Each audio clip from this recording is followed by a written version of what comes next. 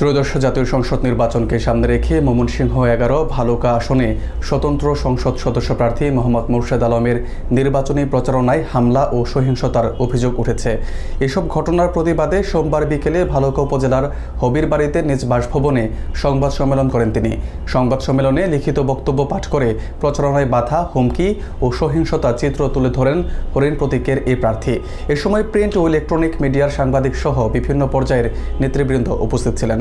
বিস্তারিত থাকছে সাইফুল ইসলামের প্রতিবেদনে। আসন্ন ত্রয়োদশ জাতীয় সংসদ নির্বাচনকে কেন্দ্র করে ময়মনসিংহ ১১ ভালুকা আসনে নির্বাচনী পরিস্থিতি নিয়ে উদ্বেগ প্রকাশ করেছেন স্বতন্ত্র প্রার্থী মোহাম্মদ মোর্শেদ আলম। সোমবার বিকেলে হবির বাড়িতে নিজ বাসভবনে আয়োজিত সংবাদ সম্মেলনে তিনি অভিযোগ করেন, নির্বাচনী প্রচারণা শুরুর পর থেকেই তার হরিণ প্রতীকের কর্মী ও সমর্থকদের উপর ধারাবাহিকভাবে হামলা, হুমকি ও সহিংসতা চালানো হচ্ছে।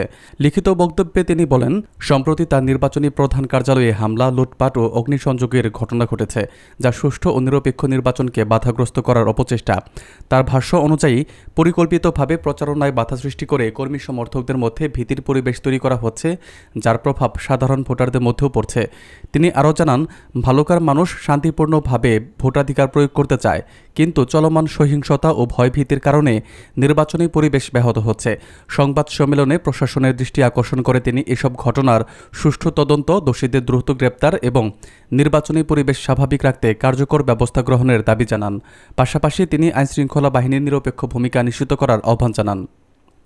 আসন্ন ত্রয়োদশ জাতীয় সংসদ নির্বাচনে আমি ভালুকার জনগণের পক্ষ থেকে স্বতন্ত্র প্রার্থী হয়েছি। এটা চাঁদাবাজি, সন্ত্রাসের বিরুদ্ধে আমার প্রতিবাদ। আমরা দুঃখের সাথে জানাচ্ছি যে গতকাল ভালুকা পৌর এলাকার ৮ নং ওয়ার্ডে হরিণ প্রতীকের সমর্থক আদি খান শাকিল ও রাফিউল্লাহ চৌধুরী সহ কর্মীদের উপর হামলা করা হয় এবং গাড়ি সহ যানবাহনে ভাঙচুর করা হয়। একটি নোয়া গাড়ি আটক করে রাখে এবং মোবাইল ফোন সহ টাকা পয়সা নিয়ে যায়।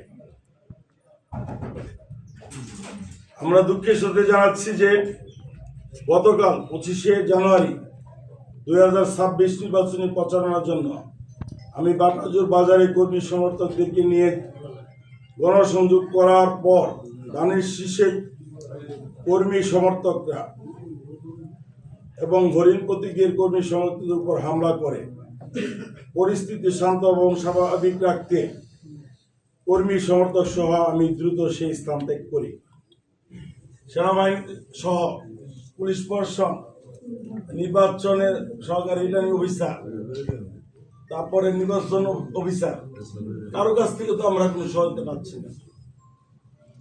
এটা বাংলাদেশের ইতিহাসে পড়ে আমার মনে হয় যে কোনো সময়ের চেয়ে সবচেয়ে খারাপ অবস্থা বর্তমানে বাংলাদেশে।